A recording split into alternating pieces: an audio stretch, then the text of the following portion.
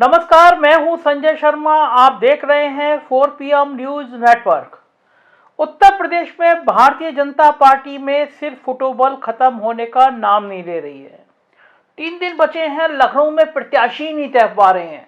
बताया जाता है रीता बहुगुणा जोशी बहुत नाराज हैं। उन्होंने कहा है कि बेटे को कैंट से मयंक जोशी को नहीं मिला टिकट तो बीजेपी को टाटा बाय बाय। दूसरा ऑप्शन निकाला ही नहीं है रीता बहुगुणा कि कैंट से बेटे को दे दो, मैं बीजेपी में रहूंगी, हर हालत में रहूंगी, लेकिन नहीं मिला तो फिर बेटा सपा में जाएगा और माँ बीजेपी में रह जाएंगी। और ये कोई नई बात नहीं है। बदायूं की सांसद हैं संघमित्रा जी, वो बीजेपी में है। पिताजी स्वामी प्रसाद मौर्य रोज बीजेपी को ठोक रहे हैं। ठोकने का नाम याद आया तो फिर याद आया कि केशव मौर्य भी आजकल योगी जी को ठोकने में लगे हैं। योगी जी ने केशव मौर्य का जितना अपमान किया था, जितना परेशान किया था, अब केशव मौर्य रह रह के दर्द दे रहे हैं। आपको याद होगा 2 दिन पहले बड़े शान से ठाकुर साहब महाराज जी मुख्यमंत्री योगी आदित्यनाथ ने कहा था कि क्षत्रिय कुल में पैदा होना कोई बुरी बात नहीं है, मुझे तो अभिमान है क्षत्रिय होने पर। पूरे देश में ट्वीट हो गया था, भाई ये क्या गेरुए वस्त्र पहना हुआ व्यक्ति है, कहां से ठाकुरवाद की बातें करने लगा। तब लोगों ने कहा कि चूंकि बीजेपी के आंतरिक सर्वे बता रहे हैं कि भारतीय जनता पार्टी की बैंड बज गई है, तो लिहाजा योगी आदित्यनाथ खुद को ठाकुरवादी नेता होने में जमे हुए हैं, लगे हुए हैं। कम से कम राजनाथ सिंह के मुकाबले में वो ठाकुर नेता तो बन जाए। जैसे ही उन्होंने कहा क्षत्रिय होना मेरा अभिमान, केशव मौर्य को तुरंत लगा मौका बढ़िया है, कमल का फूल हाथ में लिया और कह दिया मेरा अभिमान कमल का फूल, मेरा अभिमान भारतीय जनता पार्टी। तो अब ये अभिमान की, स्वाभिमान की, शान की, आन की, बान की लड़ाई हो रही है और केशव मौर्य योगी आदित्यनाथ को चढ़ाने का पूरा काम कर रहे हैं।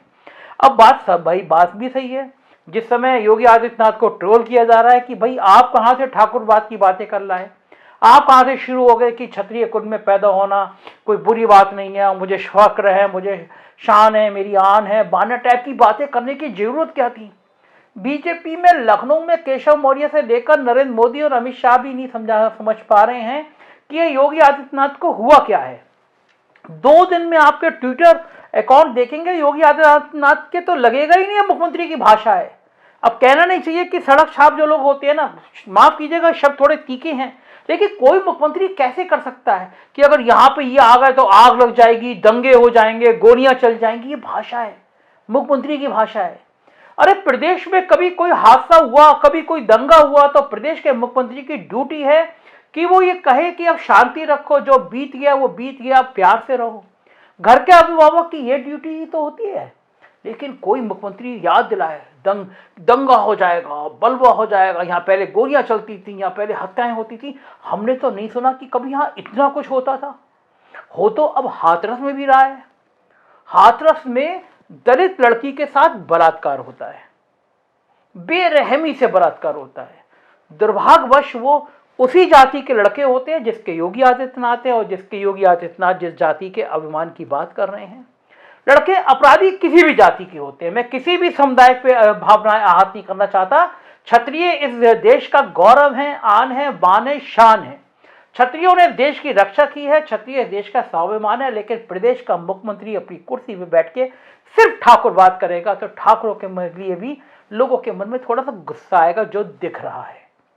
मैं इस बात को भी जानता हूं कि ठाकुरों के इतने काम नहीं हुए। आप ठाकुर एसडीएम लगा दोगे, आप ठाकुर दरोगा लगा दोगे, ठाकुर डीएमएसपी लगा दोगे तो वो अपना माल कमाएंगे। और योगी आदित्यनाथ का शासन सबसे भ्रष्ट शासन काल के रूप में याद किया जाएगा। जितना भ्रष्टाचार इस सरकार में हुआ, जितना भ्रष्टाचार योगी के नाक के नीचे हुआ, उसने सारे रिकॉर्ड तोड़ दिए। मैं सपने में भी नहीं सोच सकता था कि कोरोना काल में जब लोग तड़प तड़प के मर रहे हैं, हाहाकार मचा है, तो मुख्यमंत्री के करीबी अफसर माल बटोरने में लगे हैं। मास्क 300 गुना दाम में खरीदा गया, वेंटिलेटर 20 गुना दामों में खरीदे गए और मुख्यमंत्री शांत होकर मुझे तो पता ही नहीं, संभव ही नहीं है। करोड़ों की लूट और मुख्यमंत्री को पता नहीं, संभव ही नहीं है। कोई तो बात थी, कोई तो रास्ता, कहीं तो कुछ था, पैसा कहीं तो जा रहा था जो मुख्यमंत्री को पता था। मैं दावा कर सकता हूं, वरना इतना खामोश होकर बैठ ही नहीं सकता मुख्यमंत्री। आपके पास इंटेलिजेंस विभाग है, तमाम लोग हैं, आप कैसे इस लूट को बढ़ावा दे सकते हैं। तो बात आई हाथरस की। हाथरस में दलित लड़की के साथ बलात्कार हो गया। वो 5 लड़के चूंकि सजा दिए थे तो मुख्यमंत्री जी सिर के बल खड़े हो गए कि लड़कों पे कुछ नहीं होना चाहिए। तो मुख्यमंत्री जी के करीबी एक बड़े दुलारे पुलिस अफसर हैं, उन्होंने तो मर्यादा तार तार कर दी। आईपीएस होने पे शायद अब उनको खुद पे शर्म आने लगी होगी, लड़की के चरित्र पर सवाल उठाने लगे कि भाई लड़की तो ऐसी थी, लड़की तो लड़के से बात करती थी। मतलब बेशर्मी की पराकाष्ठा तोड़ दी तंत्र ने। ऐसा लग रहा था पूरी सरकार नपुंसक हो गई है, एक बेसहारा दलित लड़की के खिलाफ हो गई है। बड़े बड़े बयान दिए गए, लेकिन वो तो भला हो कोर्ट का जिसने सीबीआई जांच सेटअप कर दी, और भला हो सीबीआई का जिसने दूध का दूध और पानी का पानी कर दिया, साबित कर दिया कि उन 5 लड़कों ने दलित लड़की के साथ बलात्कार किया था। मगर बेशर्मी की पराकाष्ठा देखिए, मगर नाकारापन की पराकाष्ठा देखिए, मगर नपुंसकता की पराकाष्ठा देखिए। लड़की की मौत आ गई हो गई तो पेट्रोल डाल के लड़की को फूंक दिया गया। जानवर भी इस तरह नहीं फूके जाते। हाहाकार मच गया, मीडिया को घर के बाहर रोक दिया गया, बहुत हल्ला मचा तो डीएम को दूसरी जगह भेज दिया गया, कुछ नहीं किया गया डीएम का। और चुनाव के वक्त विपक्ष भी भूलता नहीं है। आज समाजवादी पार्टी ने ऐलान किया कि इस हाथरस की बेटी की स्मृति में दिया जलाएं। अखिलेश यादव ने ट्वीट कर दिया, दिया हाथ में लेके फोटो लगा दिया। मतलब पूरे प्रदेश के दलितों में संदेश चला गया और बाकी में गया भी है।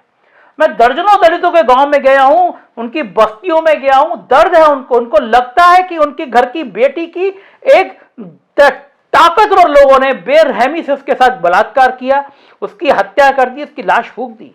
आप सोच सकते हैं आजमगढ़ जैसे जिले में एक ऊंची जाति के अफसर, पुलिस अफसर जाते हैं और दलित महिलाओं से कहते हैं कि दलित औरतें तो होती ही मजा देने के लिए हैं, और मुख्यमंत्री उस आईपीएस को और बड़े जिले में तैनात कर देते हैं। मतलब क्या है आपका? दलित महिलाएं मजा लेने के लिए होती हैं, दलित लड़कियां रेप करके फूंक देने के लिए होती हैं। तो अब ये बात समझ में आ रही है सबको कि ठाकुरवाद का अंजाम क्या होता है। गली गली मोहल्ले मोहल्ले में जूतों में दाल बट रही है। लखनऊ उदाहरण है, 3 दिन बचे हैं और आप प्रत्याशी का नाम तय नहीं कर पा रहे हैं। राजधानी का यह हाल है, सोचिए और जगह का क्या हाल होगा। केशव मौर्य ने बहुत दर्द दिया है और जब कहा है मेरा स्वाभिमान कमल का फूल, मेरा आन मेरा बान मेरी शान, कमल का फूल टाइप की बातें की हैं। और जाहिर है केशव मौर्य को अब योगी आदित्यनाथ से अपना पुराना हिसाब किताब सेटल करने का मौका मिल गया है। केशव मौर्य भी जान गए हैं कि चाहे कुछ भी हो जाए, योगी आदित्यनाथ तो दोबारा मुख्यमंत्री बनने से रहे, तो अब जाते जाते उनको थोड़े से तंज तो कर लिए जाए, थोड़े थोड़े कमेंट तो कर लिए जाएं, और केशव मौर्य यही कर रहे हैं। क्या है इस पूरी राजनीति का राज और क्या क्या चालें चली जाएंगी, मैं आपको बताता रहूंगा। देखते रहिए 4PM न्यूज नेटवर्क, यही चैनल है जो सच सच और सिर्फ सच बताएगा। Thank you.